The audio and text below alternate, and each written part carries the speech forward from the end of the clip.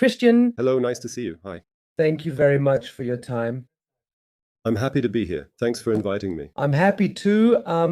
This time it's a bit different from last time. I have a laptop here. I still use good old-fashioned paper. I work a lot with Notebook LM. I think it's a sensational tool. I just came back from London, met the co-founder, learned how they designed this system.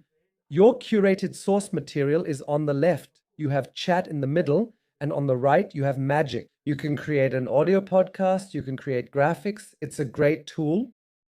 By the way, it describes you, let me say here, architect of the German AI ecosystem at the intersection of theory and economic application. So it's a hymn of praise. That's glazing. Yes, that's true, but I also did some deep research. I mean, you are a professor, you are lead scientist at Fraunhofer, you are co-director of the Lamar Institute. I'd like to talk about that in a moment, what exactly it is as an AI competence center in Germany. You do research, you publish, you have patents. Where do you find the time? Oh, I wish I had more. What drives you these days? Actually, right now, it's really the question of what does it actually mean? What we're seeing there, we're talking about AI, so it's about AI. What does it actually mean? What we're observing live and in color, what's happening in the world?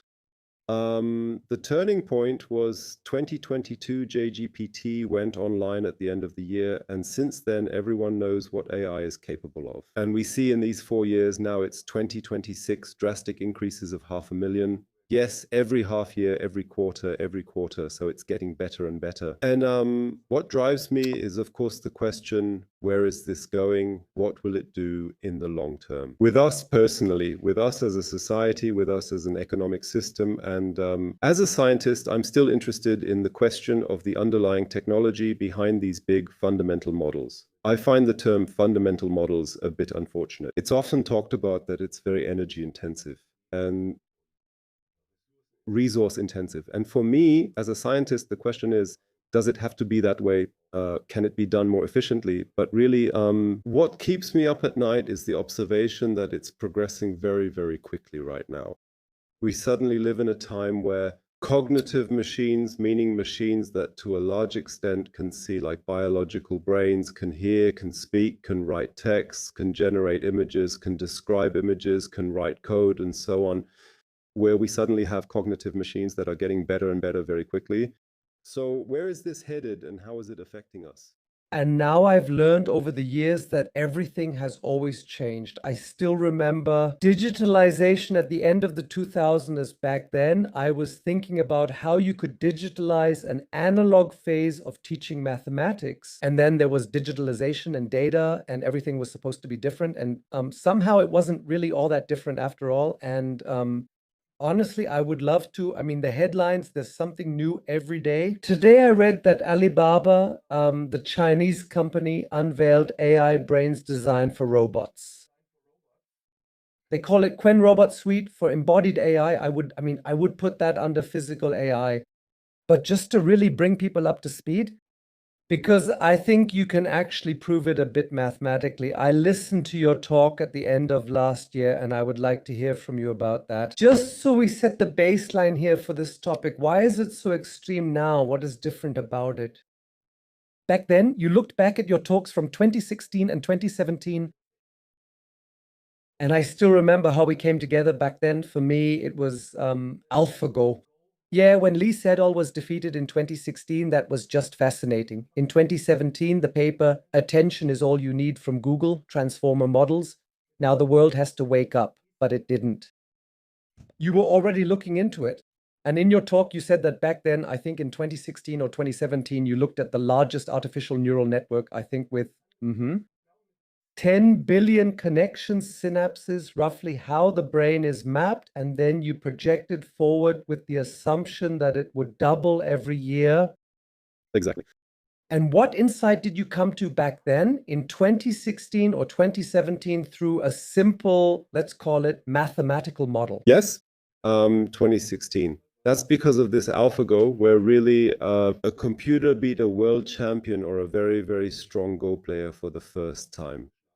So where a machine was better at Go than the reigning world champion, That was the turning point for me because as a computer scientist, I always enjoyed making computer games and was always interested in AI. And of course, there's an obvious connection there, like intelligent NPCs and so on. That's why I always did a lot of research myself in the field of game AI. And that's why I knew, or rather was mentally blocked or primed, that this wouldn't work at all with Go. Because what humanity had developed over about 60 years since the 1950s, chess computers, there was an algorithmic technology behind it that just barely worked for chess. It really took 50 years until it worked. In 97, IBM's Deep Blue won the match. And everyone was sure, okay, this can't be applied to Go, and it really can't. The method that was used back then can't be applied to Go. Go is much, much more complex than chess. And I gave lectures at the University of Bonn on the topic of game AI. We also recorded them in 2014 and uploaded them to YouTube. You can see them there. I taught the students how chess computers work. I said, Go doesn't work like that, and I will not live to see a machine beat the world champion in Go. And 2 years later, it happened. And this was achieved in a different way than, let's say, with the Deep Blue chess computer in the late 90s. That was based on neural networks and methods of reinforcement learning or Monte Carlo tree search. I don't need to go into the details.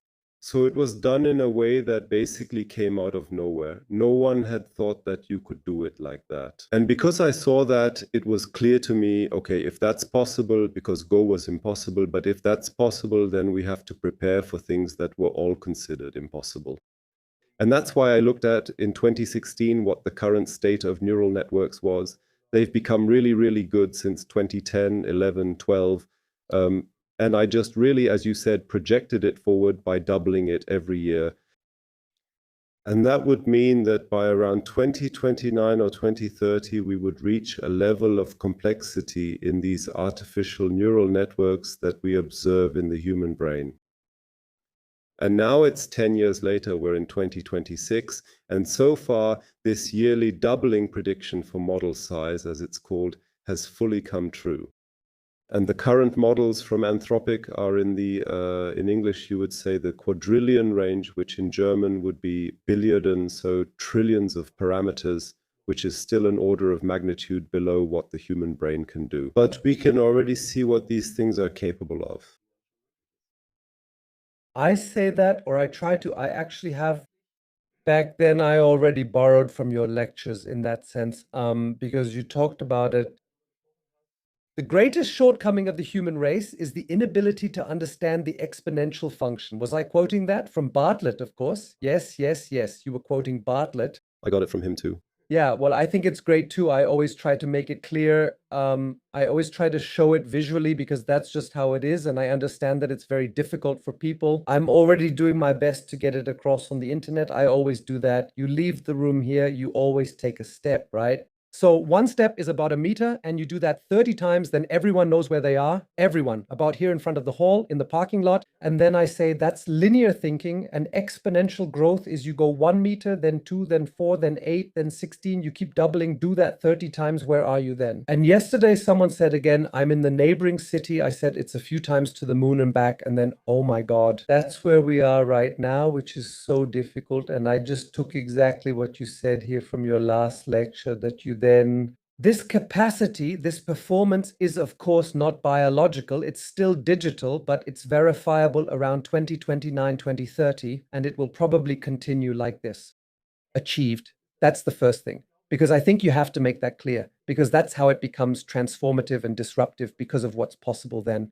But next, I might just have because you gave that example with you go 1 meter, then 2, then 4, that's doubling. So if I say I've doubled the size of the models every year, okay, that also sounds like, okay, now it's doubled, but that's exponential growth. So doubling is exponential growth. So doubling is exponential growth.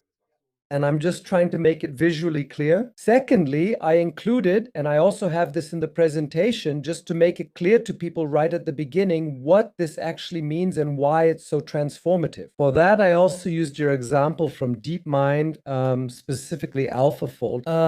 And maybe you could just repeat that again, because I always say, I can tell a lot of things, but when the chief scientist of Germany tells me this, earlier you mentioned Go, that Go was beaten. That was just the beginning.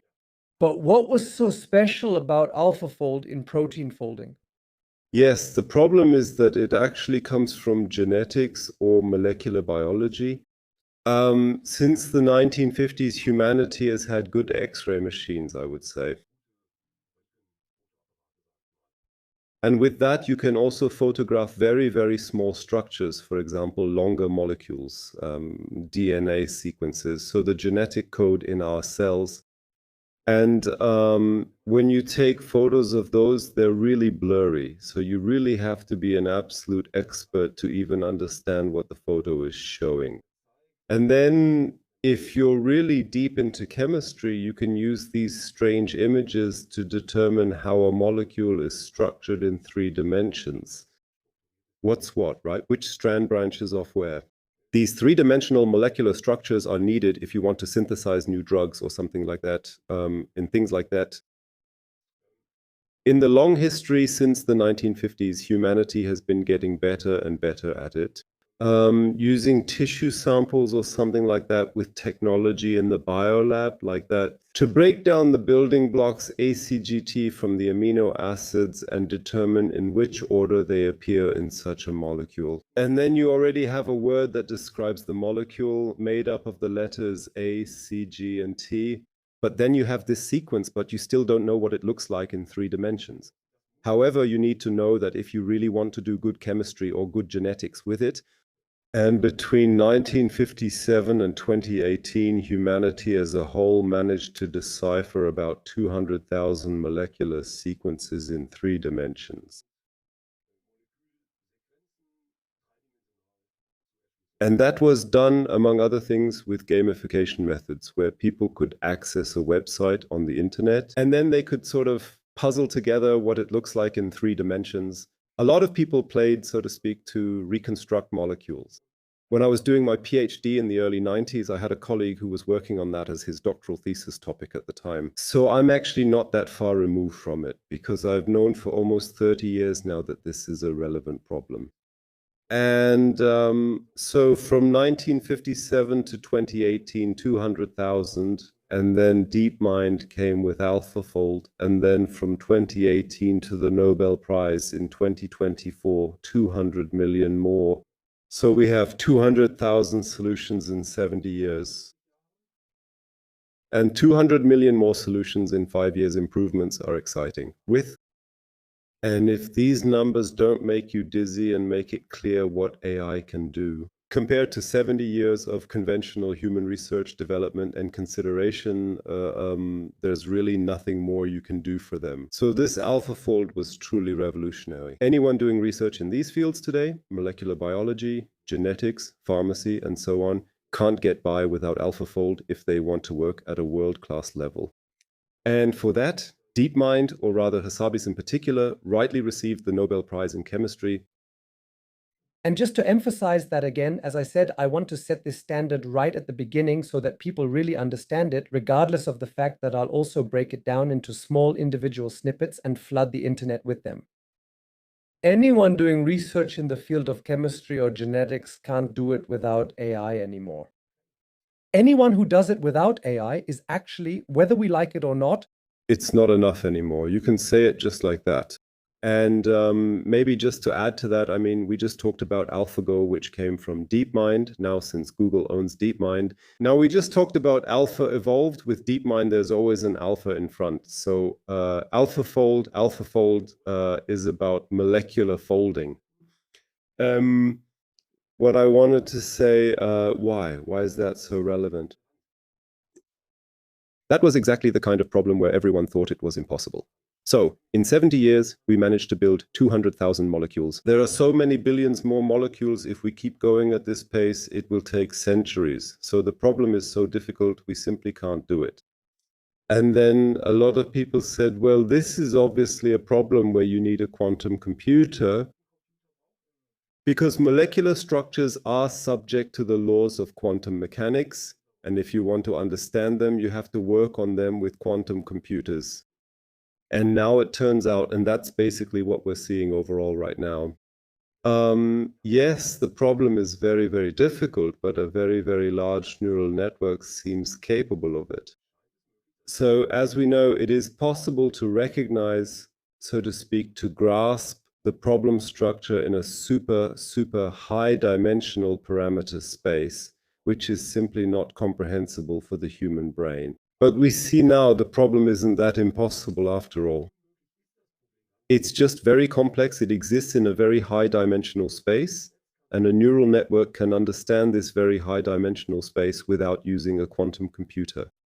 And it's similar now, for example, with language models. You know, language is very, very complex. But if you just have enough language, if you just parameterize the neural networks big enough and then let them compute for weeks to months, then it turns out that there are structures that we as humans actually have intuitively in our minds. That's different from molecules. We can all speak. But if you had to describe how you actually do it, then you would have a problem. But these neural networks are now able to learn the structure that we intuitively have in our minds. And that's why, for example, they can not only fold molecules, but also generate sentences and so on. I'll keep setting the standard for now by simply giving examples. I mean, there are a lot, but I still have two more significant ones before moving on. One for me is mathematics, coming from mathematics. They say mathematics, that everything is mathematics. It's universal. It's the language of everything. You had that example, I think, in January 2024. Google did it again, as always. Released a model that solves geometry problems for the first time. I think you talked to a professor about that. You explained that so well. He always says, yeah, but geometry is always easy. And well, half a year later, the guy from Google had a system at silver medal level. And a year later, gold medal level. And just to set the standard, silver medal level. At the Olympics. Exactly, at the Math Olympiad. Sorry, at the Olympics, I exclude myself from that too. That's probably, like you said, maybe 1 million people at most. And I don't even want to talk about gold medals. So when people make fun of it a little, like, oh yeah, but the LLM can't even calculate 3 times 4. That's intense. And you said, I don't even know, maybe in 2 years or so, there will be artificial mathematicians who, for all I care, will do incredible things right by my side. Yeah. Maybe especially when it comes to things like 3 times 4. LLMs usually really can't do that. 3 times 4 will work, but not multiplying just any random numbers together. But since the middle of last year, we've had these really good agentic AI systems. And there, an AI agent, an LLM, can recognize that it needs to perform a multiplication. For that, it just uses the calculator. So that argument is already dead. So they don't need to learn that. They now know this is a multiplication problem. For that, I have an app I can use. I'll just open it now. Here is the result. Yes, and the Math Olympiad takes place regularly. And then those are young people, school students, university students who take part in it. They then solve difficult math problems, mostly proofs. Someone wins that and then gets the gold medal in the Math Olympiad. And the observation over the last 50 years is that most of those who have won that later go on to win the Fields Medal later in life. For example, Terence Tao. Yes, and at the beginning of 2024, Google started using the AI systems they have at DeepMind to prove mathematical theorems. As you said, in the field of geometry, triangles, circles, lines, and so on. And they were able to show that this system was capable of finding new relationships between triangles, circles, and lines that no one had thought of before. And then, as I said, a colleague from mathematics told me, geometry isn't that difficult either. So it's always this, well, and then, as I said, half a year later, this DeepMind system was at silver medal level at the Math Olympiad. And then another year later, so in the summer of 25, both DeepMind and then OpenAI had a system that reached gold medal level at the Math Olympiad. And now it's 2026, and 2 weeks ago it was all over the media that an OpenAI system disproved an Erdos conjecture. And that's actually far beyond the Math Olympiad now. So these are mathematical problems. In the Math Olympiad, the people who are the judges, so to speak, know that it's possible. We just want to see if the kids and students who participate can do it. Yes. But with this Erdős conjecture, distances between points in the plane, no one had any idea for 80 years whether it was possible or not. And now this AI has said it's not possible. And you have to accept that for now. Humanity didn't figure it out in 80 years, and AI figured it out. Then everyone says again, yes, but they probably needed like 10,000 tries, and they're only reporting one case where it worked, but that's not the point. So they probably did need those 10,000 tries, but the point is they can actually do it. But humanity as a whole, the entire mathematics community, took 80 years and didn't come up with a solution. Quick question. Do you work with that when you have to use mathematics? I recently heard that completely new mathematical approaches are being used in neural networks, since there's a lot of matrix multiplication and cross-loss functions involved, that it produces things a human would never have thought of, I would say. We're observing this now. That's happening, especially these frontier models. They're quite capable of doing that. It's really mostly about cross connections that need to be made, which people haven't made so far. And because these frontier models basically contain all the data that's electronically available worldwide, that's just how it is. The entire internet was included in the training. With them, I can talk about the climatic conditions needed for Chardonnay to thrive in California.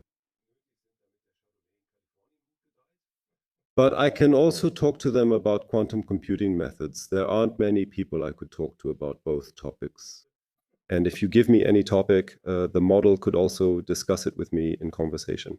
But at some point, there just aren't many people who can do that. So someone who really searches through 1,000 such specialized topics, no human can do that. But these things can. And that's probably the reason why, if you handle them correctly, they're able to make connections that no one has seen before. I myself don't use it to the extent that I actually should.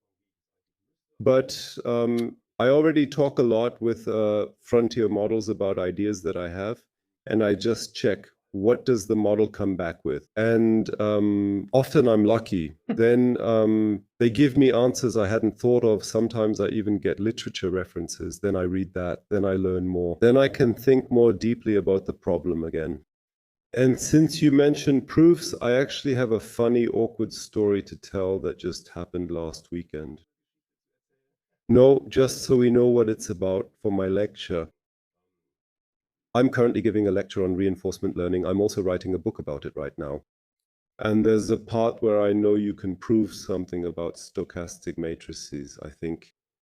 But I couldn't remember. It's really been decades since I saw that proof. I couldn't remember where I saw it, but I knew it was possible. And so I just talked to Gemini about it. And now comes the crazy part.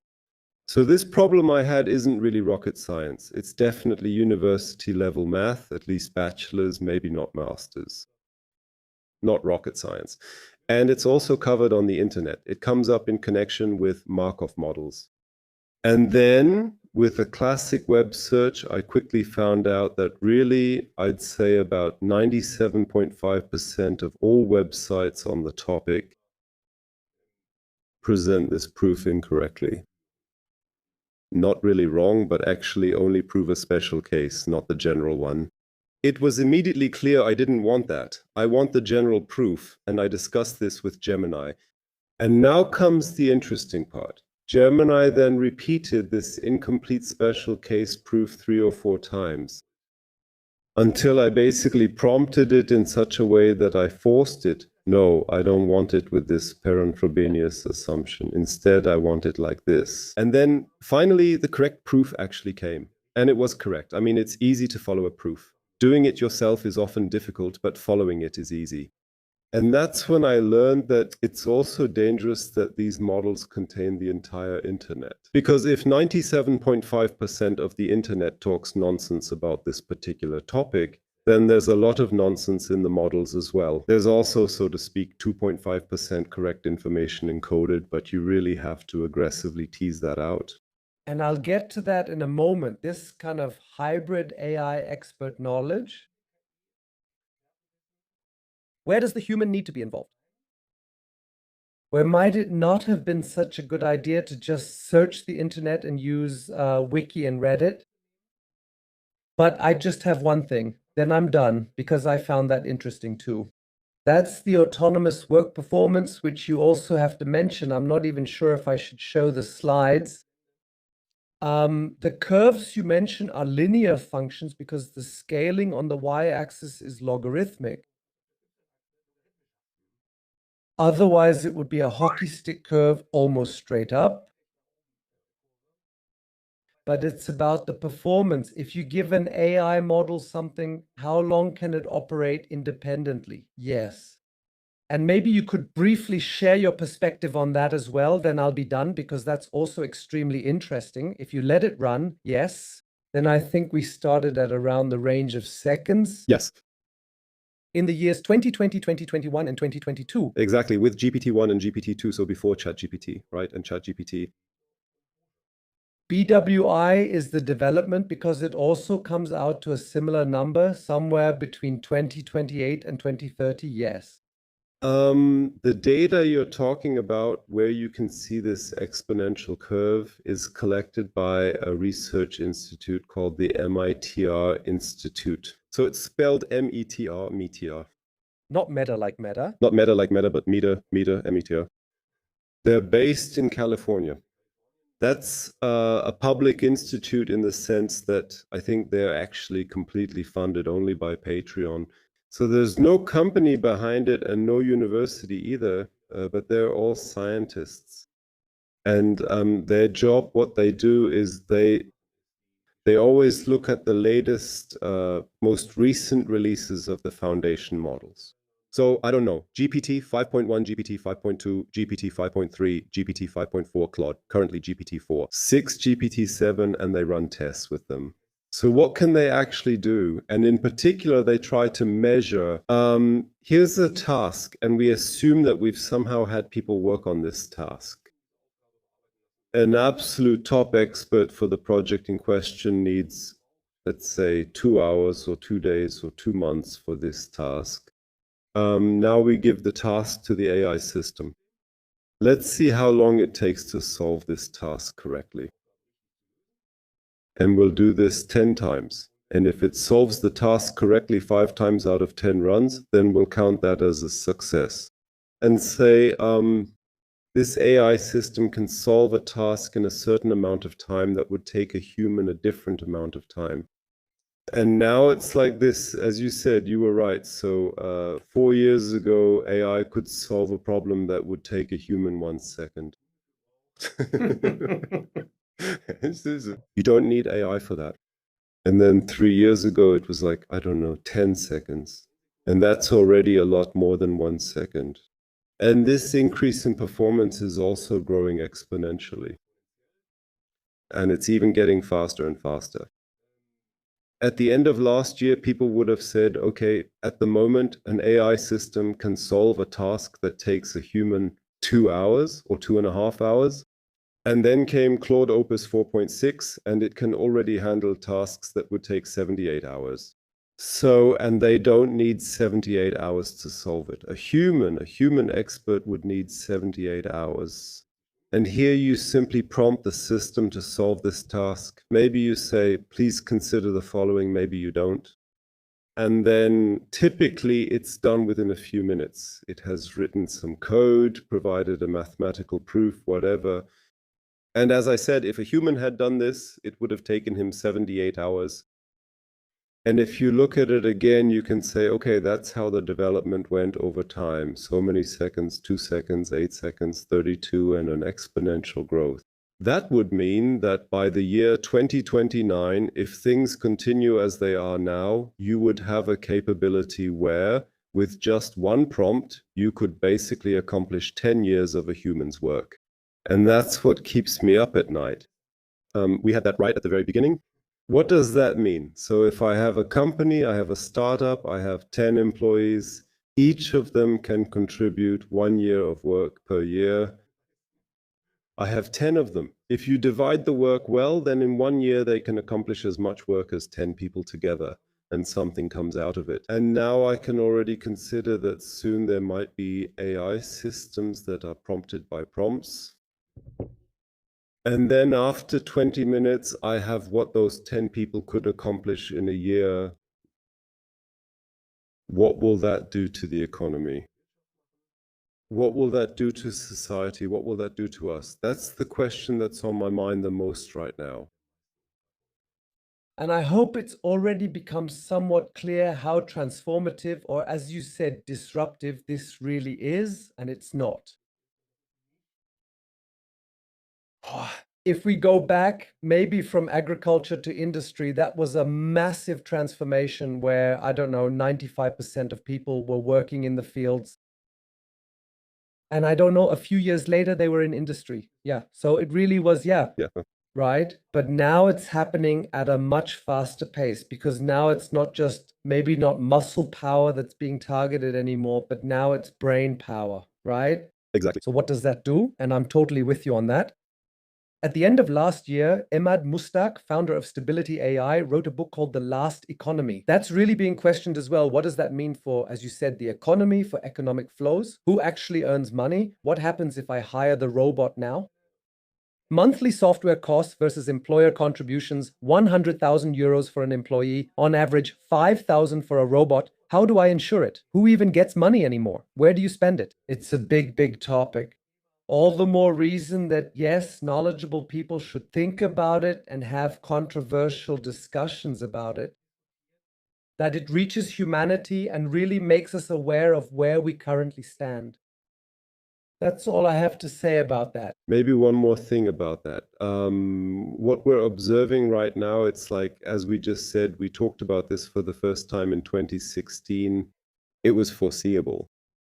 But still, the greatest shortcoming of the human race is our inability to understand the exponential function. Because you and I, we already saw in 2016 that this would now develop exponentially fast. And still, it was only this year in 2026 that I understood what it means when these things can suddenly code yes. I could have thought about that in 2016, but I couldn't understand it back then. And now I see it, and so I'm struggling with it myself. Now that this exponential dynamic is in full swing, I'm struggling myself to figure out what that actually means. And for that, the best tool we as humanity currently have is science fiction literature and science fiction movies. And I don't know if you know the book. There's one by Charles Stross. He's an English science fiction author from the late 90s, a book called Accelerando, which basically means acceleration, okay? Accelerando. And it's one of the best science fiction books I know, and it's unfolding right now.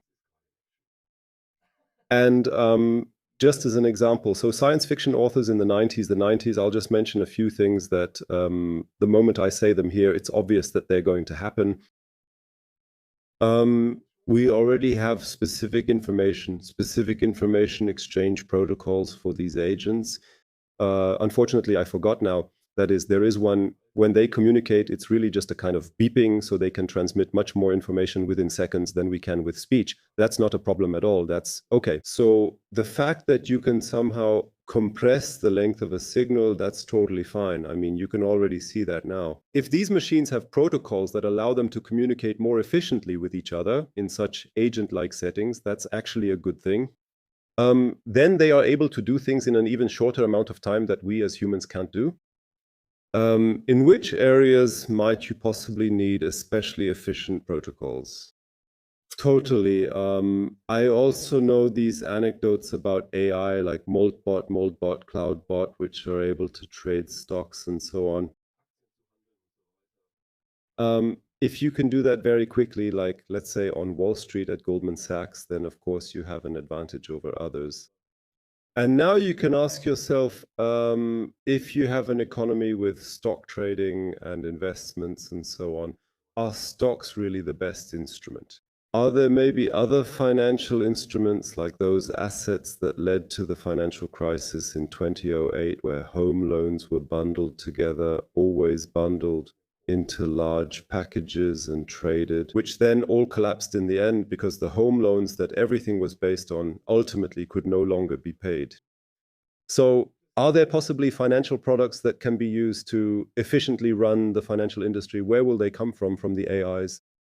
And then we will suddenly find ourselves in a situation where more and more of the world we live in, thank you very much, will take place in this virtual digital world. Yes. Also fundamental models that then develop their own financial products that trade with each other, that might actually discuss the latest scientific findings with each other, and so on and so forth. And we as humanity can't keep up with it anymore. That can happen. And that's what this book Accelerando is about, where this development is heading.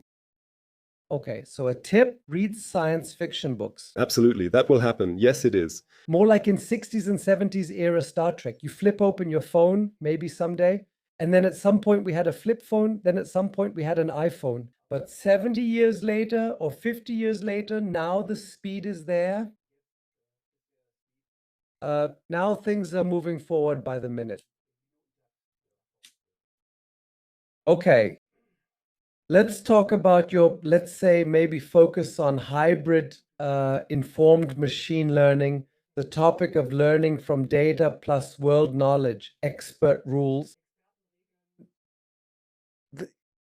Maybe you can briefly describe what your approach is there. So what are you getting at? Where might there also be a risk if I just leave it up to the AI system at this point, just like that? Help me out here. What is your task there? Yes. The fundamental problem is that these transformer-based foundation models, whether they generate language, of course, they first have to read language, somehow understand it. Now you could argue, do they really understand it? But why do we understand it? In our brains, it's also just some kind of neuron activity. That's what we call understanding. And in these artificial neural networks, there are also some neuron activities. That's understanding. We can argue about that, but at the moment, it's largely based on these transformer networks. If we write down the fusion models, and we're just very computationally intensive. So the training of these, let's say this mythical myth of Anthropic, what came up in the media in the last 2 months was that supposedly the training cost $100 million. And when I say the training costs $100 million, that's a bit of the salary for the people who press the buttons and start it and so on. But essentially, it's really the electricity, the energy costs that are used to keep those 2 or 3 data centers where the training happens running and cooled. So I don't know, cooling and energy for the training process, which is basically a huge bill that has to be paid. And in the end, the network is trained and can talk to you about things. And that's been known for a long time now also to the public. So it's not a big secret. Actually, that's not really possible. So that's not sustainable, or sustainable, as you would say, because we can already see that now. That the costs that OpenAI and Anthropic and so on have are mainly in running their data centers. They burn through insane amounts of billions every year, consume a lot of electricity, which then isn't available elsewhere. They need cooling water, which also isn't very good ecologically. You might wonder, does it have to be this way? For example, I recently recalculated this for my lecture, so I'm confident about the numbers. So a data center, a standard high-performance computing center like the ones they need in the US right now, consumes about 10 megawatts per day. That's 10 million watts. And my brain, about 24 watts. So there are 3 orders of magnitude in between. That means we know that in principle, it can also be done efficiently. We just have to eat a little bit every day, let's say, take in 2,000 calories, and then our brain can do it. And a high-performance computing center as well, but it needs exponentially more energy to perform these kinds of calculations. Of course, and as we already said in the preliminary talk, what we as humans are not, we are not all-rounders. Yes, we can actually do a bit of everything, but we're not especially good at any one thing.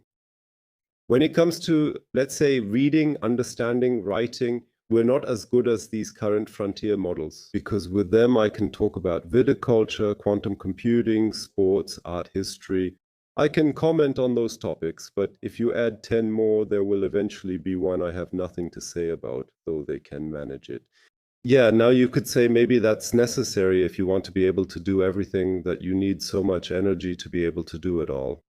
But you could ask, as humanity, it's also the case that each of us is a specialist in something in our own way. And I could bake bread myself, but I can also buy it at the bakery. So I can rely on the fact that a specialist made it.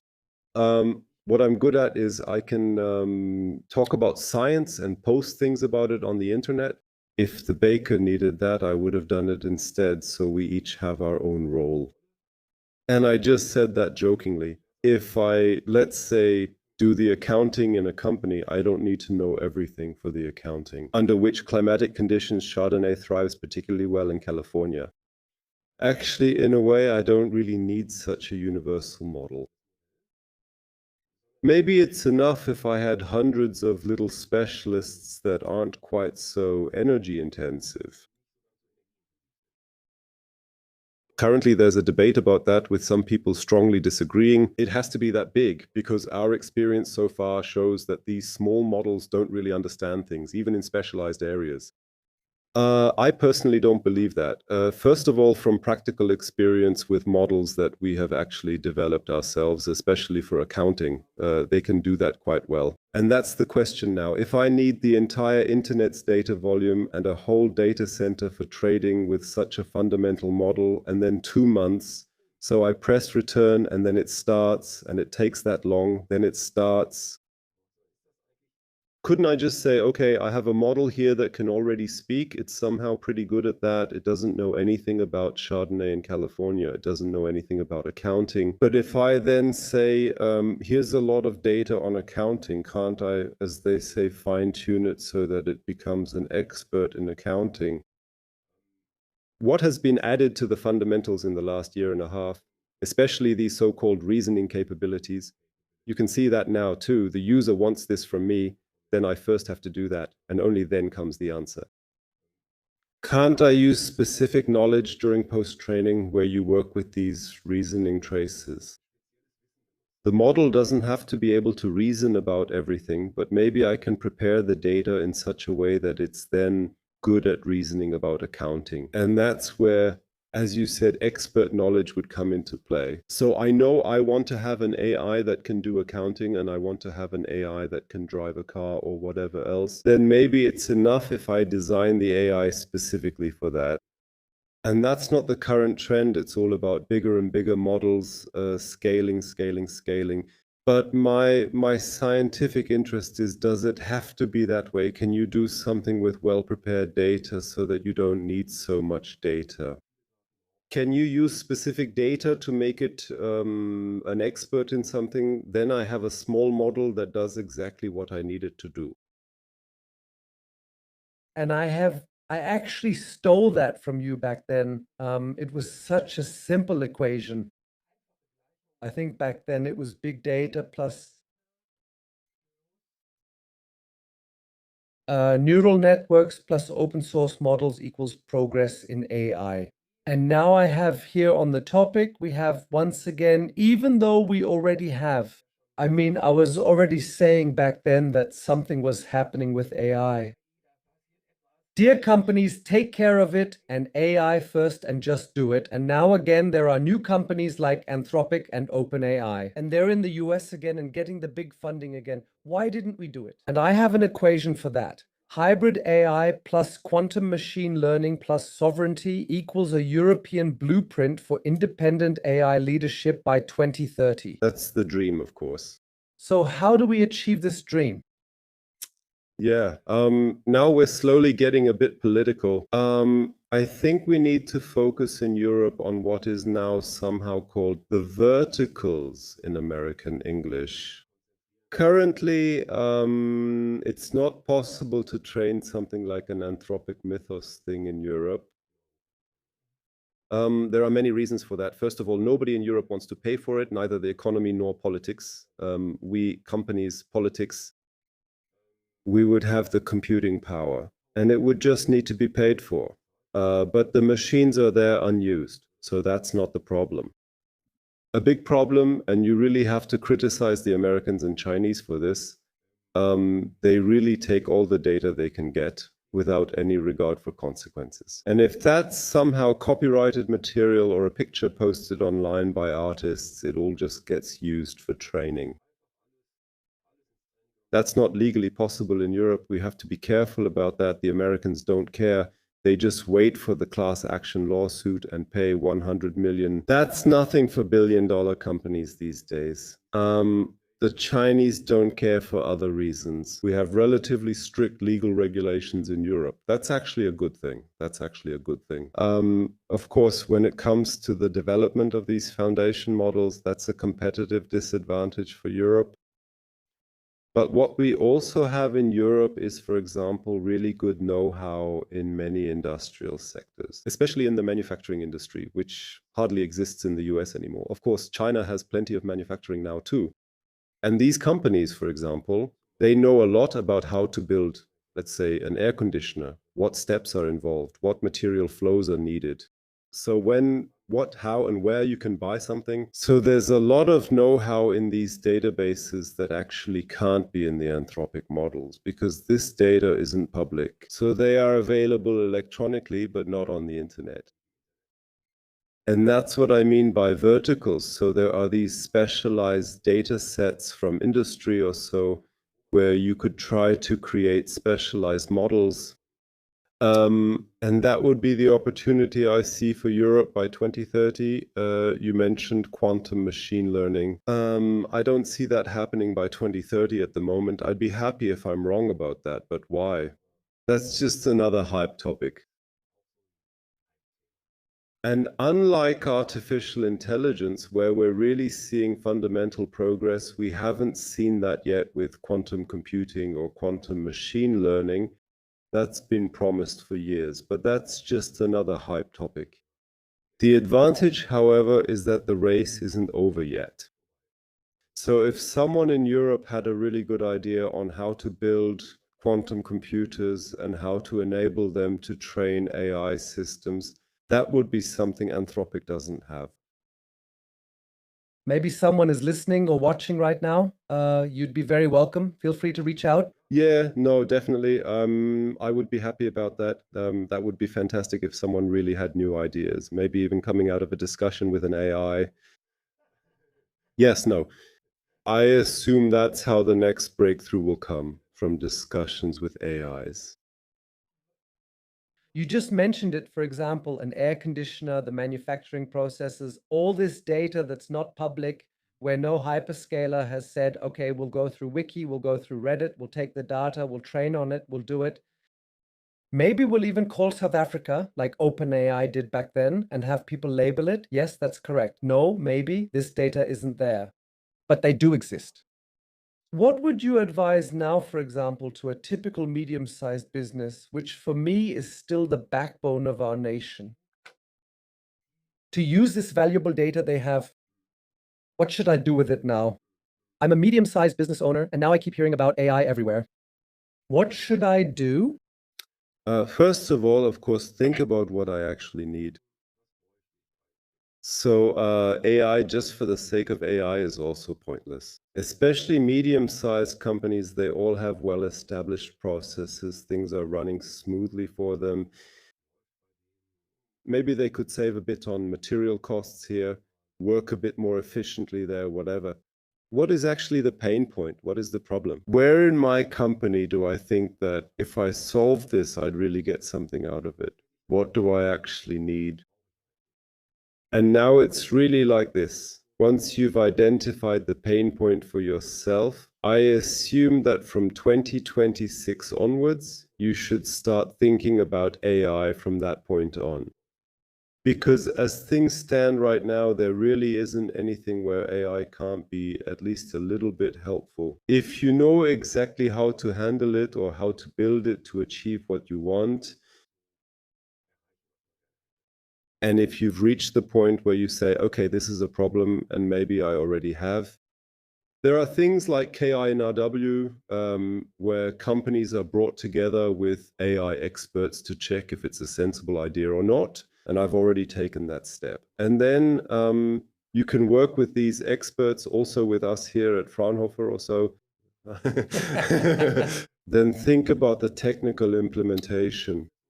And right now, honestly, I'll just say it, it's no secret, data is the treasure. So you can say that publicly. The way you would do it nowadays, you would take a well-functioning model in the medium size range. It's always about the number of artificial synapses in these artificial neural networks. And now, as I said, with the current frontiers, so cutting edge, we are at the limits of what is possible with these models. Frontier models push the limits of current technology. They now reach 1 trillion parameters in English, and in German that would be billions. And these things that we all know, GPT-5 something, Plot 4 something, they're in the 100 billion range, so hundreds of billions, I should say. I don't know, 500, 600, something like that. Medium size would be between 10 and 100 billion. Small nowadays is anything under 10 billion. And so you would take a working medium-sized model and then fine-tune it with data from the companies and post-train it accordingly.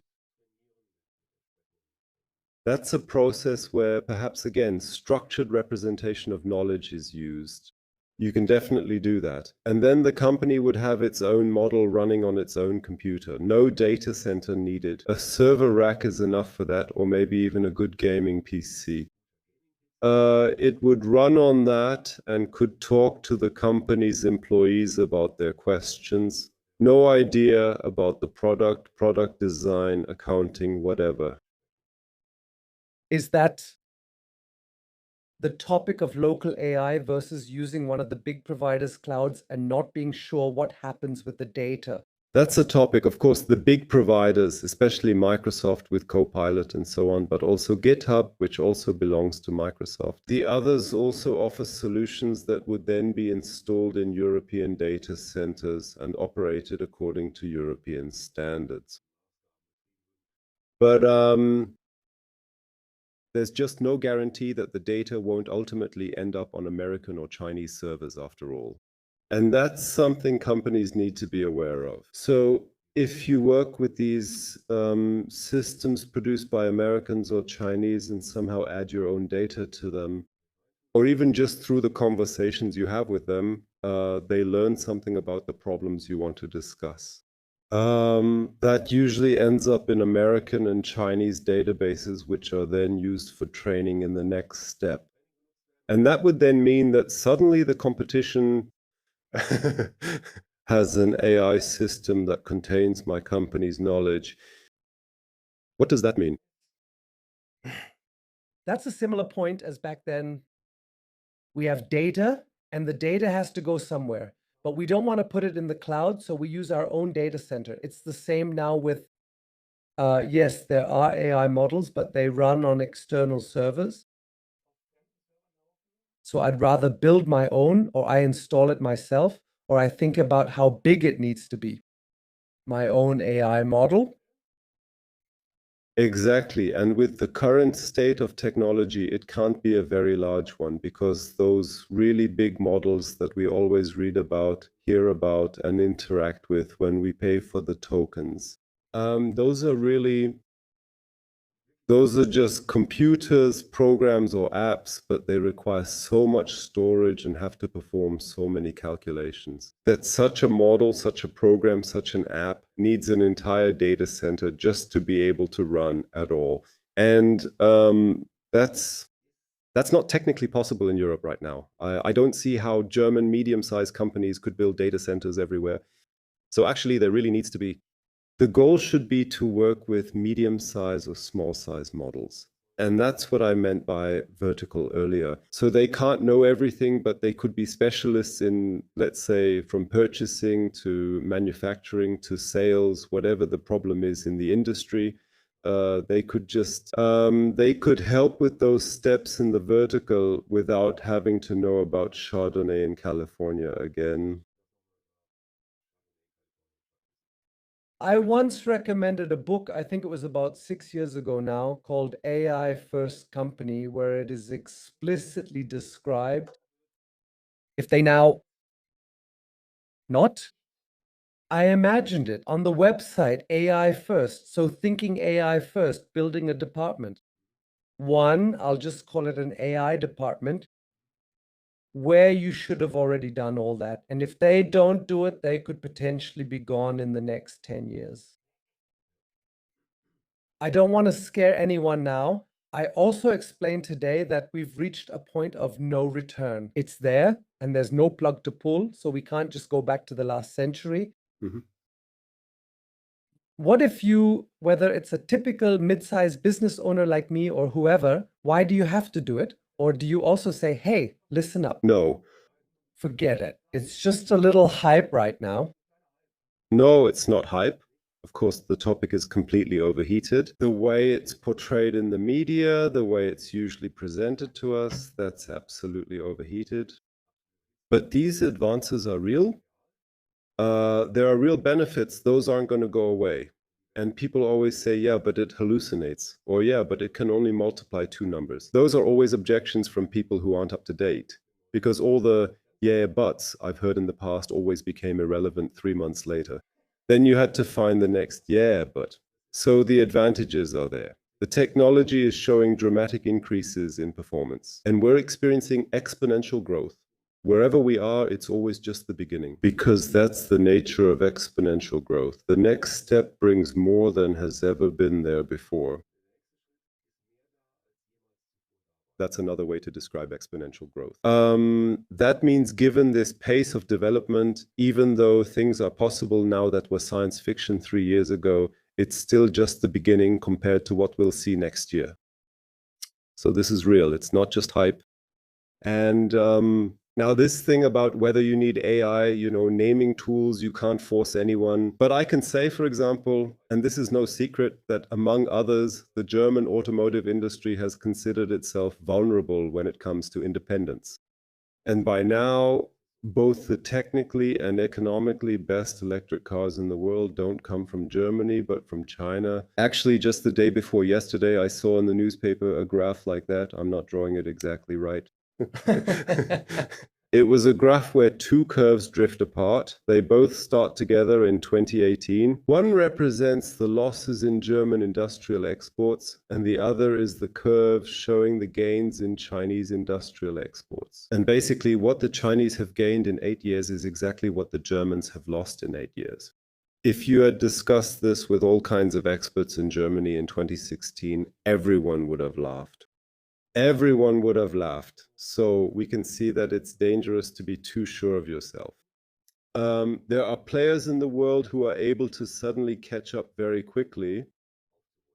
If they did that without the support of computers, then they couldn't be that fast.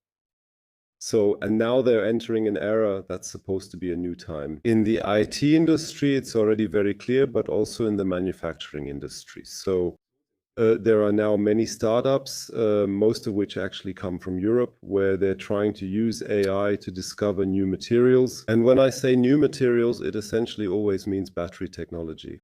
Can we build better batteries? As humanity, we've kind of reached a plateau with our ideas on how to do that. Maybe AI, if you work with it cleverly, can say, do it like this, and then you get greater battery efficiency. That's one example. So AI is now capable of solving problems that are economically relevant. And yeah, then you can say, I don't need that. Sooner or later, it will lead to being at a significant disadvantage compared to competitors. And just this morning, I read in the newspaper that Argentina now wants to pursue a very deregulated AI policy. For example, that it will soon be possible in Argentina to operate pure AI companies.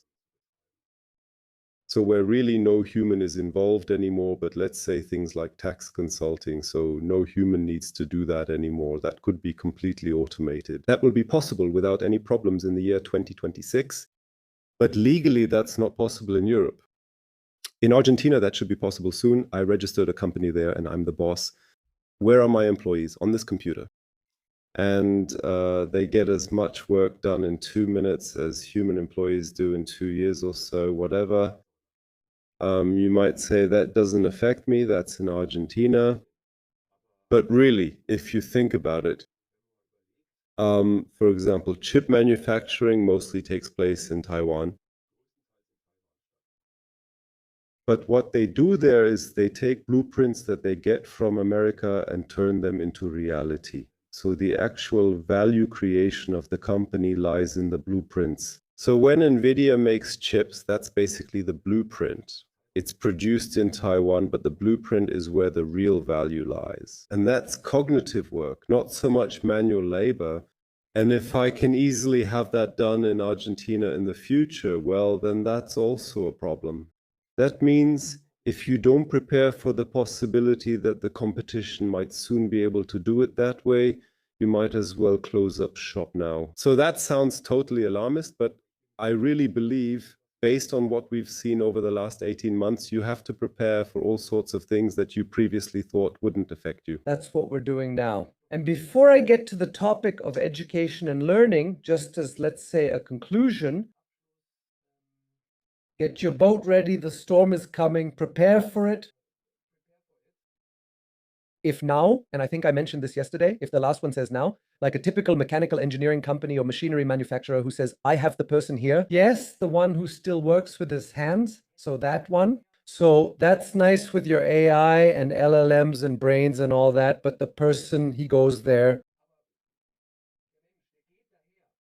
And now when I'm always very careful about that because I think, again, I don't know if that's going too far. I then had a chart of dark factories in China. I then follow the market that now Jeff Bezos, the Amazon founder, is back again with his new company, Prometheus. What a name. Oh, we always have such crazy people, the names they choose. Yeah, whether it's here Anthropic is with Mythos, Fable, Prometheus, so it doesn't matter. Palantir, yes. They're, of course, very clever with their marketing. What I wanted to get at is the whole topic of physical AI, robotics. Back then, Thorsten Leimbach was here, also on the podcast, and we already talked about how you approach this whole topic in a playful way. Robotics, what is robotics? By now, even a toaster is a robot, a refrigerator is a robot. Aber wovon ich jetzt spreche, das sind auch diese Humanoid Robots. Ja. Was glaubst du? Ich sage immer, das wird nicht mehr lange dauern, Nee.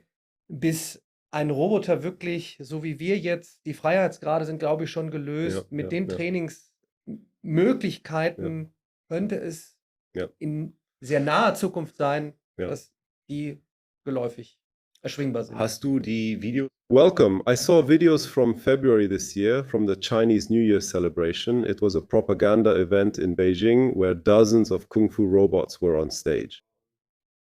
I saw that and thought they actually shouldn't even be there yet, but now they are. And then again, I don't know, I read online in all the German newspapers about how the industrial sector is currently collapsing and how the Chinese are overtaking us. And then in the comments below, yeah, but that's all just pre-programmed. That may be, but the fact that those things don't fall over at all is a miracle. So this yeah, but is the dumbest thing you can do. That's the dumbest thing. That shouldn't happen. I can't stand this yeah, but anymore. The fact that in 2006 we have a couple dozen of those kung fu robots on a Chinese stage doing things that were pure science fiction last year and making them so robust. Even if it's all just pre-programmed choreography, doing flips, backflips, and somersaults without falling over. The fact that the Chinese dared to do that, because if they had fallen over, it would have looked embarrassing. So they knew that wouldn't happen. That actually shouldn't have existed yet in 2026, based on everything I know about robotics. We know Boston Dynamics and all those things, and we know they can do somersaults, but we always see just one there and not 20 next to each other interacting. And so it's moving very fast right now. And even there, if you try to free yourself from this yes, but mindset and don't think linearly, but rather in terms of doubling every year, then you can really ask yourself, how long will it take until these machines can move around on a factory floor or here in a home or wherever without falling over, able to really open doors, they can already do all of that now. Where they also somehow use their hands, they don't have to look like human hands, but where they have this kind of fine mechanics really to pick up and manipulate things like paper clips or something like that. It won't take much longer. And Musco has already offered household robots. Of course, they are absolutely ridiculous at the moment, but you can buy them. And whenever a technology appears on the market as a product, as a consumer product, things really start to move quickly. And with robots, that's going to happen very quickly now too. And that brings me back to the beginning, to what I read out loud, that Alibaba has now introduced an AI brains designed for robots. So I think Quan is the model from Alibaba. For those who don't know, besides Anthropic, OpenAI, and Gemini from Google, there are also the Chinese models, whether it's DeepSeek, Chimmy, or Quan. And now there's also the Quan Robot Suite. I wanted to ask about that. I also follow Jan LeCun very closely. One of the so-called godfathers of AI, who said that you won't be able to do even more spectacular things in the future based on LLMs. It's simple. You need a world model like that because when you grow up as a child, you experience the world differently. You touch, you balance, you have to assess. And as far as I'm concerned, I just read the report this morning. I only skimmed through it briefly. Because apparently, if you take the trained LLMs and the robots that are somehow trained and you merge them, that's merging, that somehow doesn't work with the data, but now they're somehow working on solving it with world models. Maybe you can give some input on that. Sure. How does learning work when it isn't based on text, but on a world model? Yes, sure, yes. Yes. First of all, a world model is almost just another term for what we just called hybrid AI, where you combine data, but also prior knowledge and bring data and prior knowledge together. Maybe more efficient ones. A few minutes ago, it was about efficiency, making smaller, more energy efficient models as well. So a world model is really nothing else. Just text and images and videos don't represent the entire human range of experience. Seen that way, LeCun is basically on the same line we just discussed. He actually criticizes the LLMs very, very strongly. I also find them silly. So what a transformer does is, let's say, theoretically catastrophic. It's the dumbest thing. Really, if we were to discuss the technical details now, I wouldn't need a transformer network.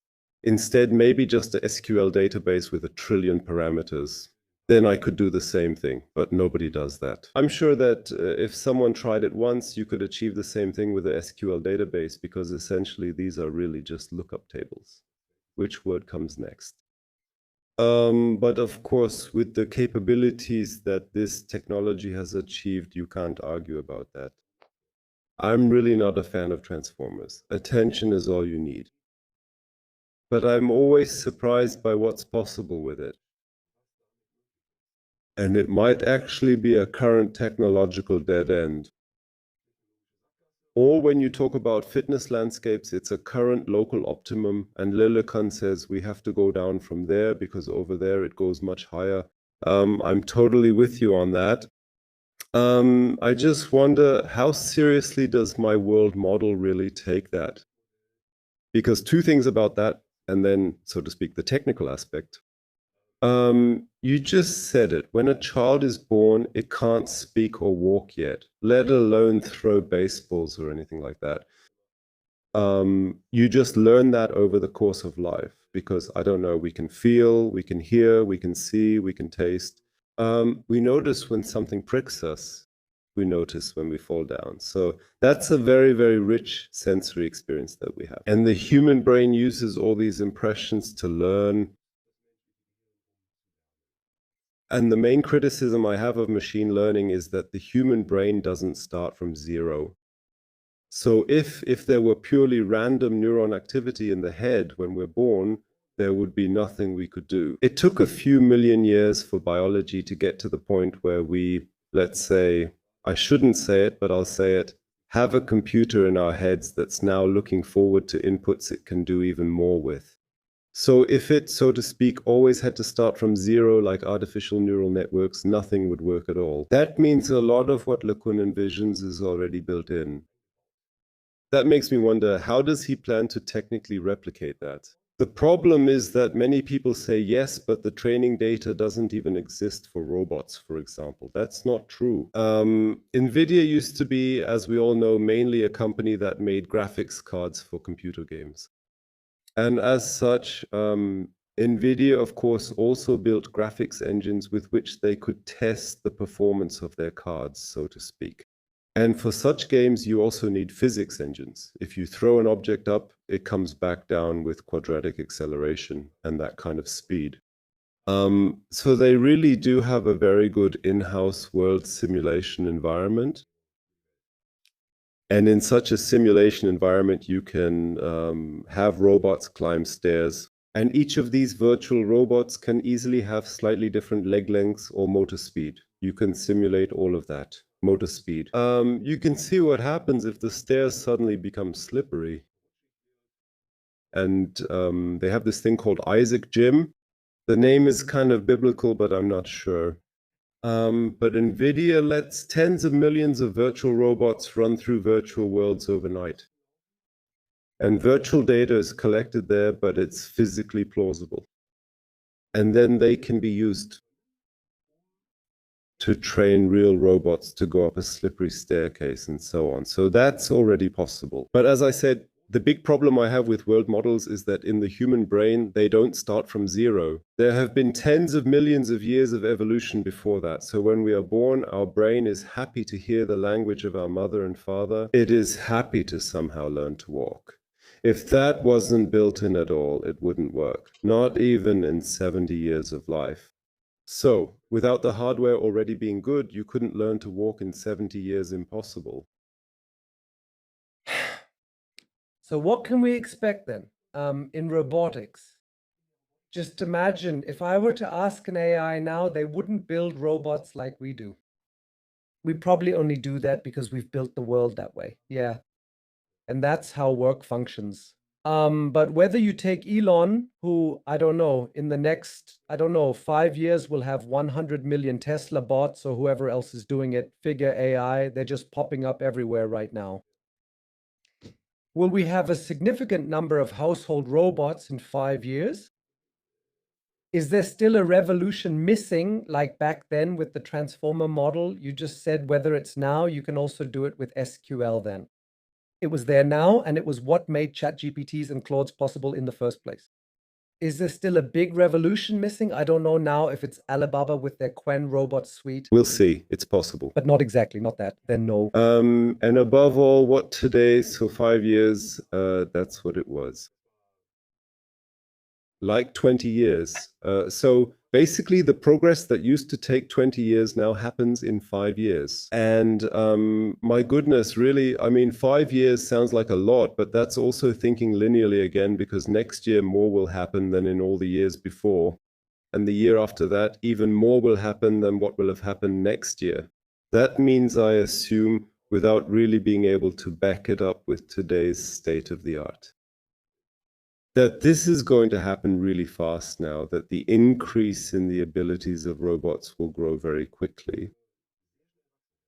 Simply because suddenly AI is so good. And then, as you said, it can, for example, when an engineer talks with the AI about, let's say, the design of a joint motor, it's like, I've experienced this myself. The AI suggests, yes, you could do it this way too. And then you think, I've never thought of that before. And suddenly you somehow have much more efficient joint motors. If it's cheaper, the whole robot becomes more affordable, making it accessible to people. Other companies may then think they can manufacture it too. I want a piece of the cake, I want to get in on it, I'll make my own robots now. And then suddenly you have competition in humanoid robots, just like we're already seeing now. And then it's going to go fast now. Just because it hasn't gone fast in the last 30 years doesn't mean it won't suddenly go fast. Okay, yes. Then I'll get to the topic now. I think we as humans should keep learning for a few more years. And if I look at the cycle now, we have the student area, the university student area, and eventually more. I'm an employee, or I'm in management, or a managing director. I'll start with the companies. What would you advise companies now? Yes, you are either a managing director, you're in management, or you're an employee.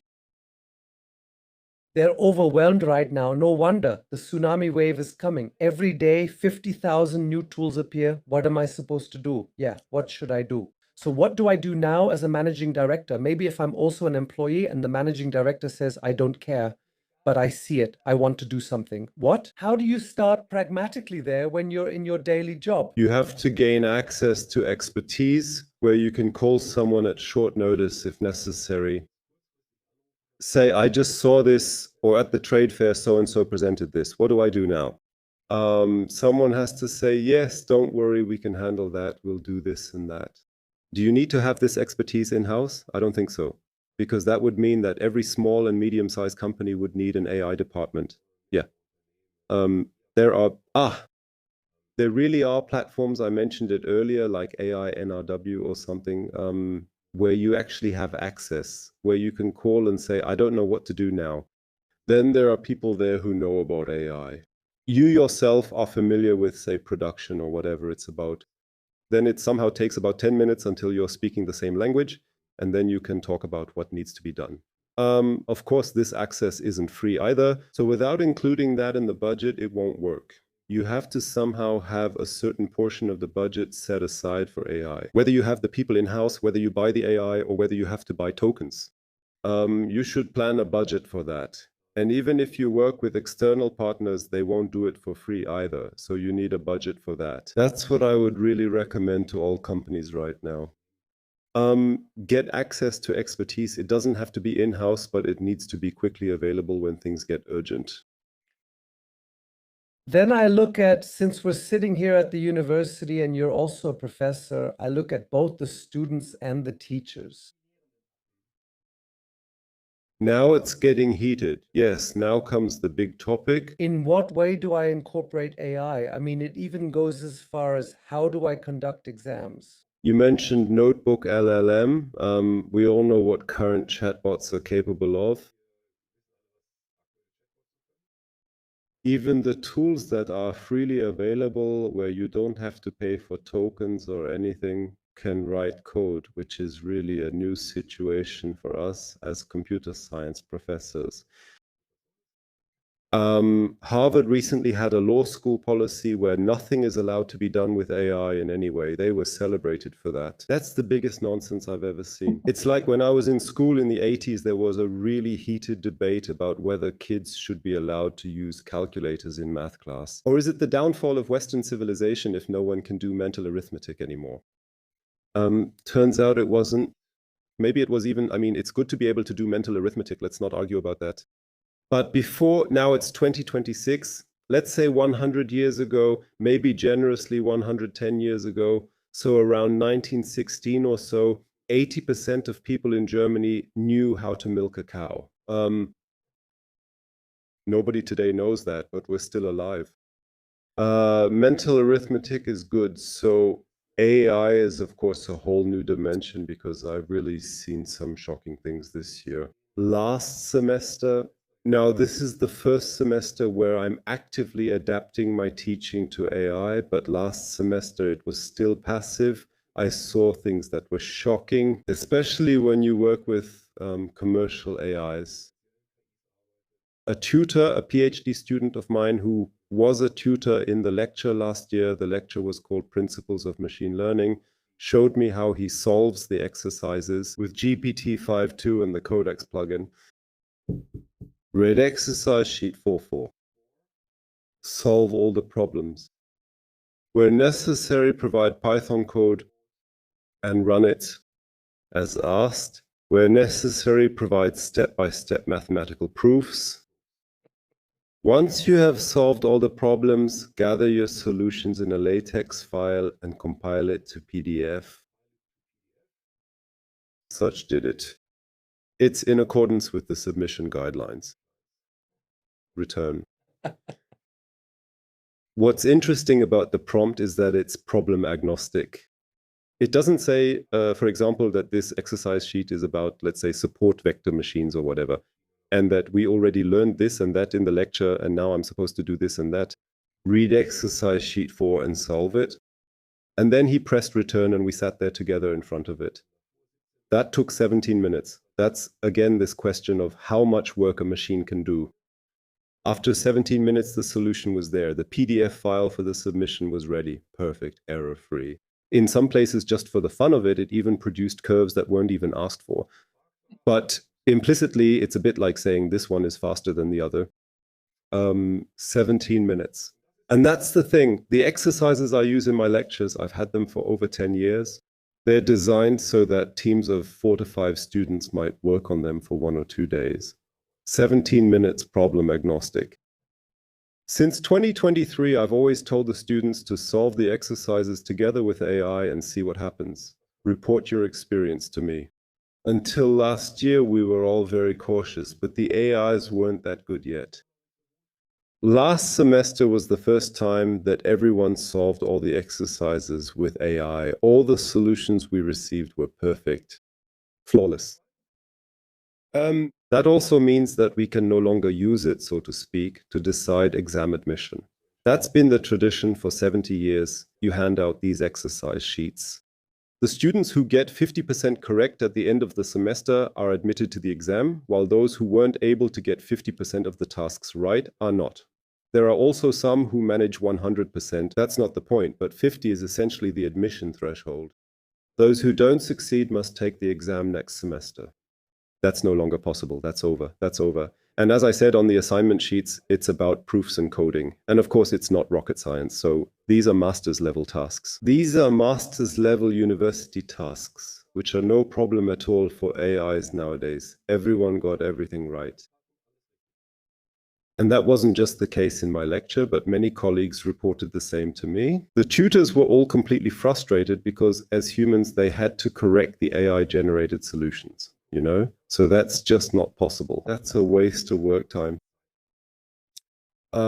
One negative effect was that the exams at the end of the semester for everyone I talked to turned out worse than ever before. And that was basically confirmed by a study from China last week. They looked at 20,000 students. They could use AI for their homework. It was 20% more accurate, 20% faster. But in the final exam at the end of the semester, they were 20% worse. And that's the challenge we're suddenly facing. Everyone is more productive when they say, I would do it too. Just let me know otherwise. But how do we make sure now that people don't rely on it? Because we see the negative effects. They rely on it, think it was easy, everything looks good. So what exactly do I need to do on the exam? What do we do about that? Now, you might ask, do we even still need exams? But yes, that's also a legitimate question. There are legal reasons for it. We have to complete examination requirements because otherwise anyone could be a master's or bachelor's graduate. You have to prove that you are a master's or bachelor's graduate, and that has to be done legally. That's why exams are basically a legal instrument. Of course, it's silly because the moment you leave university, unless you're doing some kind of further education, you rarely ever do something like an exam in your life. We're facing a completely new situation. Yeah, that's intense. This topic, how do you design exams? Mixed with, what do you actually still need to be able to do? Yeah. What do you rely on? I can tell you. Okay, let's go. What do you Still need to be able to do? What will define human beings in the next, I'll just speculate now, in the next decades? So maybe we'll be drinking wine, loving each other while the robots take care of the whole economy and we just enjoy our time. That's almost too philosophical now, but it's really something to think about. So do we even need to be able to do anything at all anymore? That's really, yeah. So yeah, because I'm a professor of computer science, I can especially consider it from the perspective of computer science. So I think it's unlikely that we'll live in a utopian world simply because humanity always messes everything up. Well, we could already be living in a utopian world. Someone from the Middle Ages with a time machine would say, yes, that's really mind-blowing. And then you look at what the world is like and you ask yourself, it doesn't have to be this way. For someone from the Middle Ages or ancient times, our world would seem like paradise. We rarely worry about food, while they often wondered, where will my next meal come from? It's there, but the world is still messed up. Well, you could argue that you actually don't need to learn programming anymore. That's not wrong. But what you still need to be able to do, and certainly will always need to do in the long term, is to consider, okay, I've prompted something here and I've gotten something back. Is that actually what I need? Is that really, now I'll leave it at that. I gave it a coding task, something like running the 3 agents in parallel and whatever, and now I have this here. I'll let it run, looks good. Yeah, maybe I'm super thorough and I write clearly defined unit tests and all of them, all the tests pass. You could just say, that's enough. And I don't believe that. I mean, in the end, you'll always need people who say, okay, this here, that's there. Okay, at this point, it's really strange what the machine is doing. It seems to be working. But if it got the following input, then it could collapse. Mythos seems to handle that well now, especially with cybersecurity and similar areas. But somehow it's certainly not a bad thing if we're still able to understand what's actually happening there. That means we probably don't need as many 10x programmers as people always talk about. But we still need people who are able to understand, okay, what is that? Is it reliable? Maybe I've never thought of that before. That's so amazing. Now that I see it, I can use the following prompt and so on. So this kind of expertise will still be needed, but we probably won't train as many people anymore, as is happening right now, because fewer people can be very productive in collaboration with AI agents. But we still need an understanding. And now, as I just said, I can tell you this understanding needs to be broad. So deep expertise is a very nice thing. But you can assume that the next and the next and the next generation of AI will have deep expertise where humans can't keep up anymore. And in the past, people used to call those who had an overall view system architects or something like that. So you have to be able to say, what do I actually need? Of course, such an agent can also reason, for example, that certain steps need to come first, followed by others. They can also do the reasoning, but really making these cross references, that's also something AIs can do. But we just talked about that. There's also a lot of nonsense on the internet. And that's this data poisoning. So a lot of the data you find on the internet, the text you find about math, is not always completely correct, which leads to the models not always generating answers the way you'd actually like them to. And you have to notice that. You have to be able to notice that's actually not what I want. That looks great, but it's not wrong either. But it's also not completely right. And to be able to recognize that you have to be involved in the subject. And now really not necessarily down to the last epsilon, but I remember back then I learned that's what it is. And this here looks exactly the same. And then I need something there. And what he gave back to me now, that's not what I... So you need these analogies, associations, creativity. And that's what I'm trying to do now in the lectures, even more than ever. Analogies, associations. If that's the case, could it be like this, those things? Whether it works, we'll see soon. Yeah. But I find that interesting. Like you said, you don't need the really deep expertise. That's also a question. How many classic PhDs will there still be where you spend years going really deep into one field and then maybe say, should I become more multidisciplinary? Not in dozens of fields, but I don't know, maybe 5 where I don't go really deep, but then work together with AI. Then I can do research. Yeah, just as an example of what I mean by depth. So this is the calculator again. None of us, there are people who can do it, but none of us can multiply two 20-digit numbers in our head.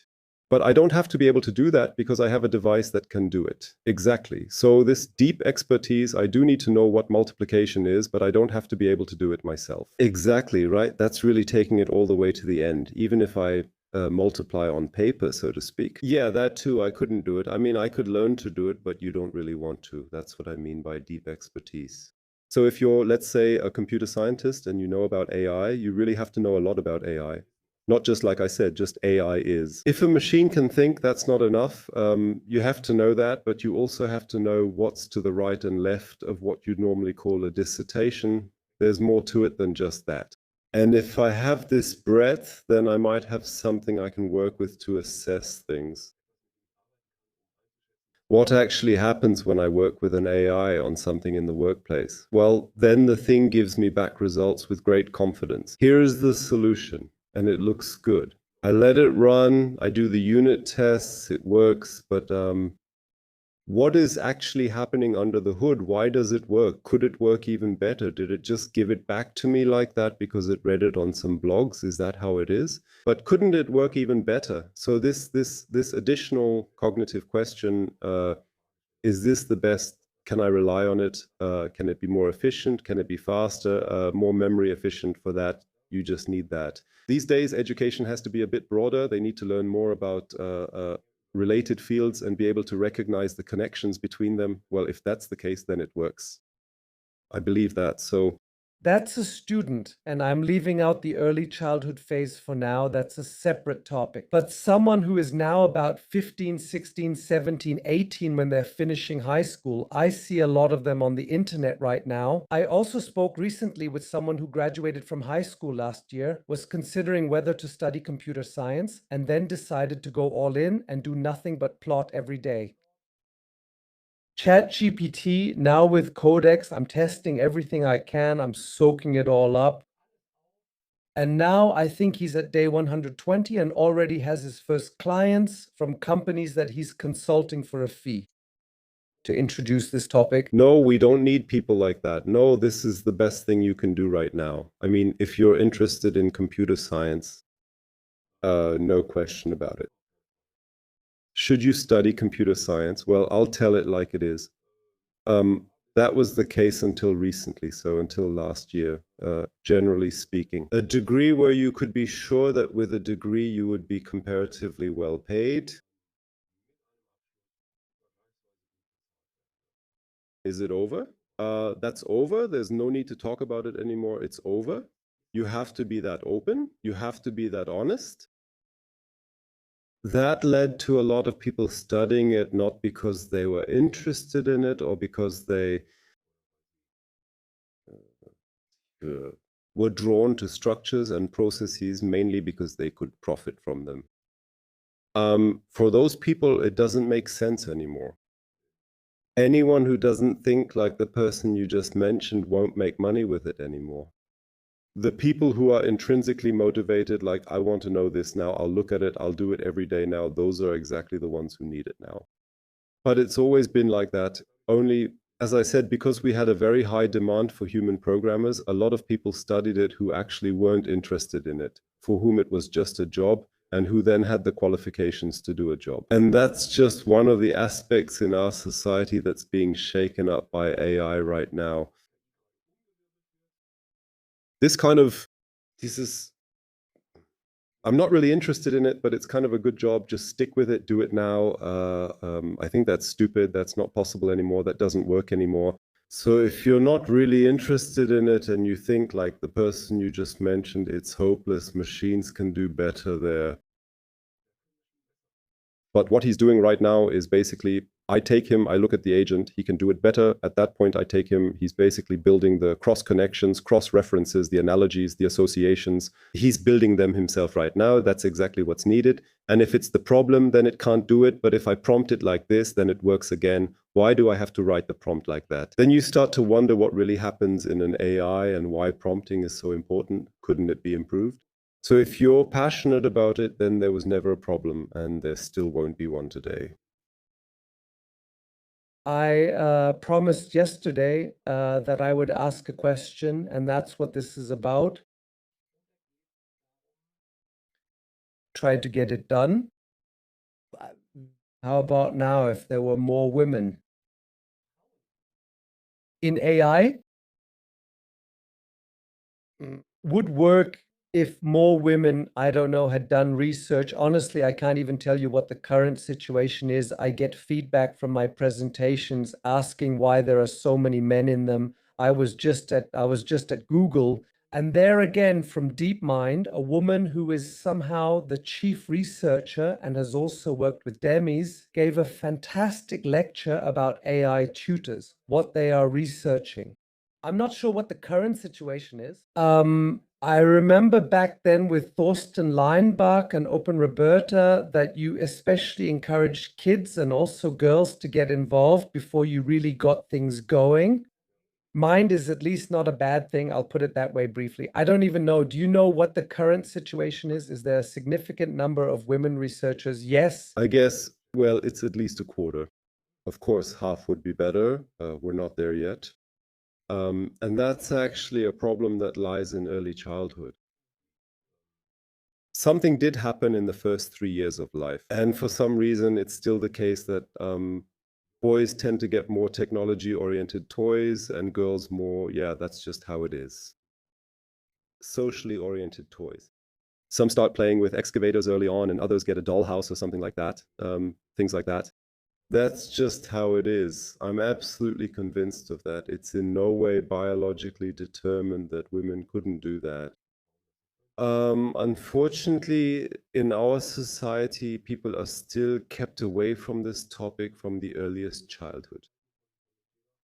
And that leads to the situation where even in schools, it's already clear that girls say, I'm not interested in math. It is. And of course, I'm exaggerating here. Of course, a lot of girls are very interested in math. They also know that at my girls' schools, math skill levels are similar to other schools. There are just as many strong and weak students in math. That's not the reason.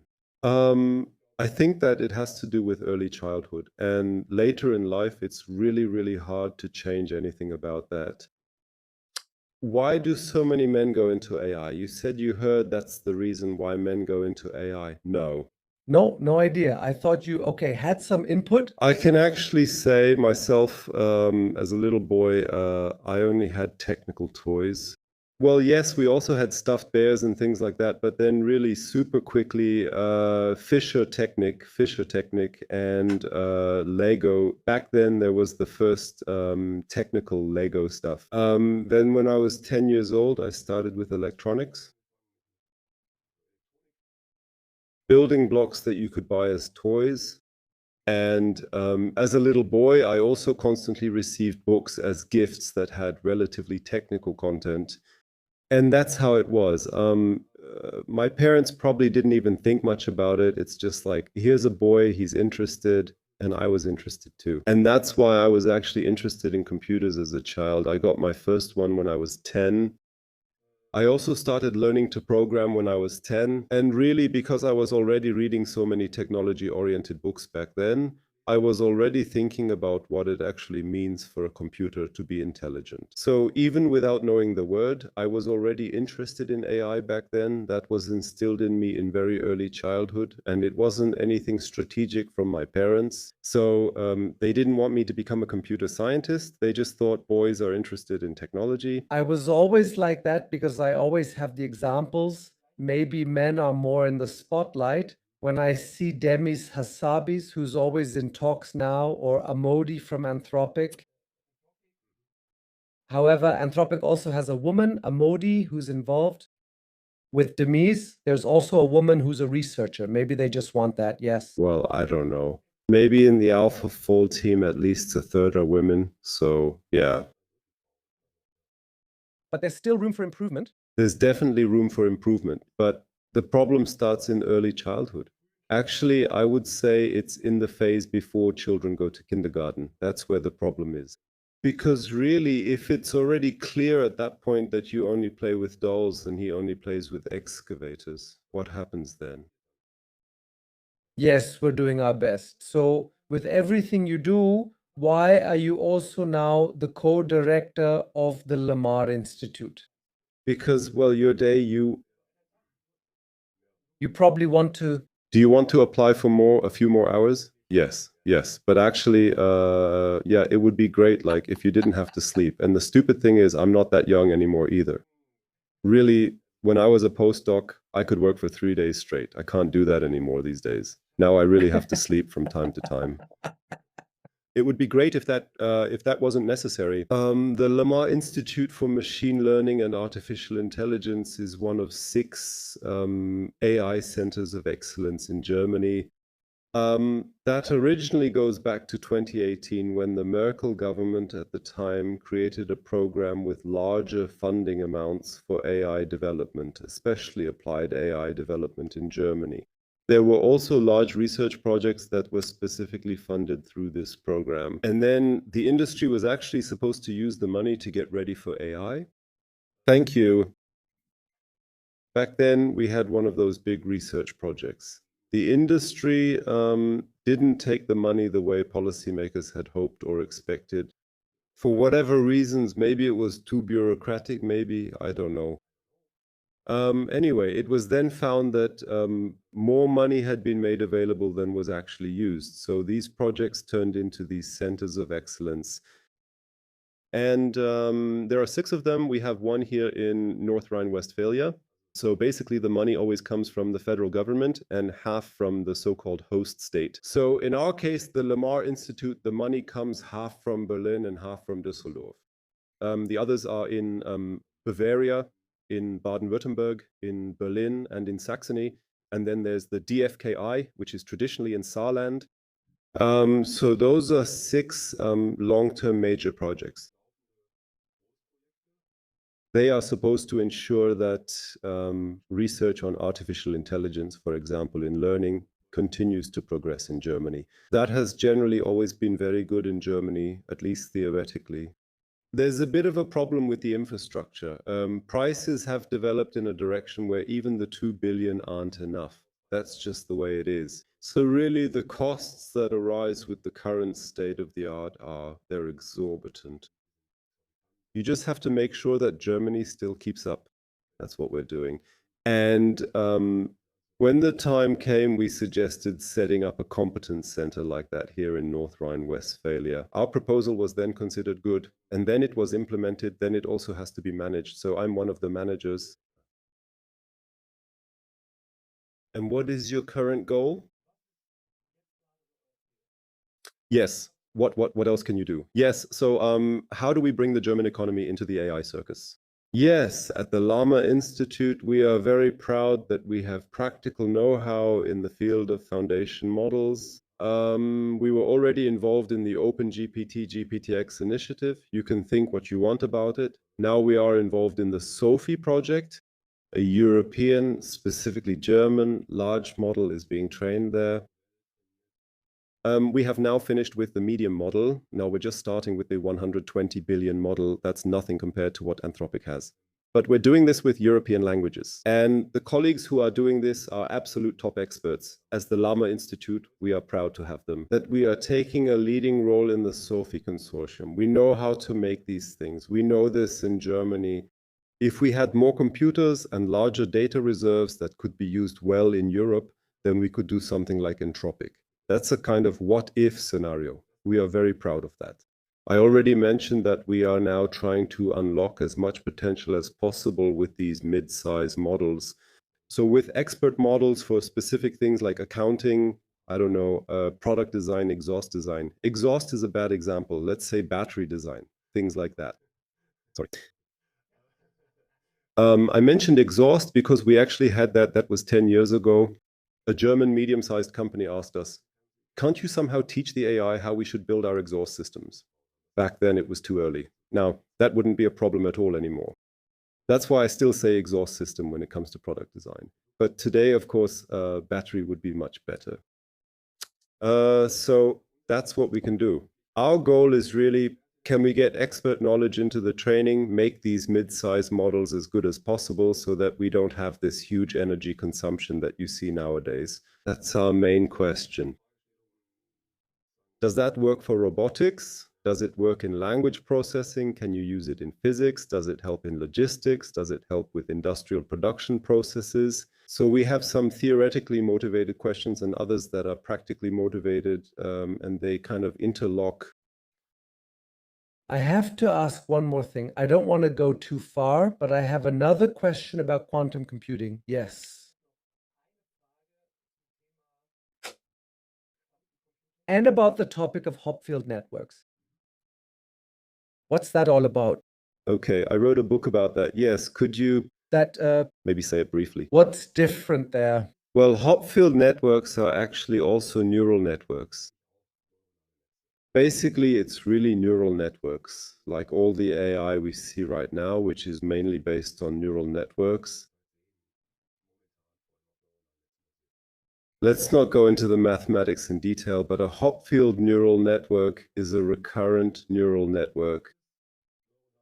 That means when a neuron produces an output, it can feed that output back to itself as an input. For example, in transformers, information is processed layer by layer from bottom to top in a recurrent neural network. Now it can flow freely back and forth between the neurons.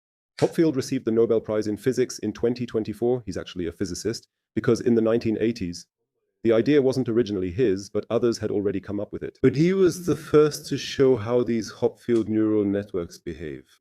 Like certain physical systems that are known from the field of surface physics or quantum mechanics, icing models, and so on. They have one-to-one properties that you would call the energy of a system, the global energy, local energy values. There are really very close connections between these recurrent neural networks and very traditional models from physics. And it turns out that there are actually also connections to quantum information processing. And that's why Rafet and I wrote this book. We just said, okay, quantum computing is pretty hot right now, so there's really no question about it. If a really good quantum computer comes along, even more could happen. We don't even want to discuss that. But it's difficult to teach. I can only do this myself because I studied theoretical physics and computer science. Otherwise, without physics, I wouldn't be able to say anything about quantum computing. And so our idea was, can't we write a book about quantum computing for people who are familiar with machine learning? Because there are a lot of people like that now. It's being taught everywhere. If you meet them where they are and say, hey, I have a neural network here, it's a bit different, but still a neural network. And here, look, these are the properties it has. And here, look, these are the problems you can solve with it. That's mainly in the field of combinatorial optimization. That's what you can do with it. Here's how it works. So now we know that. Now let's think about it. Imagine these neurons were all electrons with spin up or down. How would they behave? Well, and now, right, it's the same. And if we've come this far, you can also see that you can get this running on a quantum computer. And that was the idea behind this book. Thank you. We could keep talking about it, but we already have, in my wisdom, if we are in 2019 now, 7 years have passed. If we look 7 years ahead, no, I'm not even asking. We can't say it anymore, right? No, really, the next few years will be the most exciting in human history. What happens then is really no longer, well, the only direction, the only guideline we have is science fiction. The only guideline, get ready. The most important thing for everyone who is watching right now, yes, but it doesn't count. Yes, but it's over. You have to free yourself from that and ask yourself, where can I still actively contribute now? Yes, but it's over. Nice closing words. Thank you. Thank you very much. Daniel Jung, great.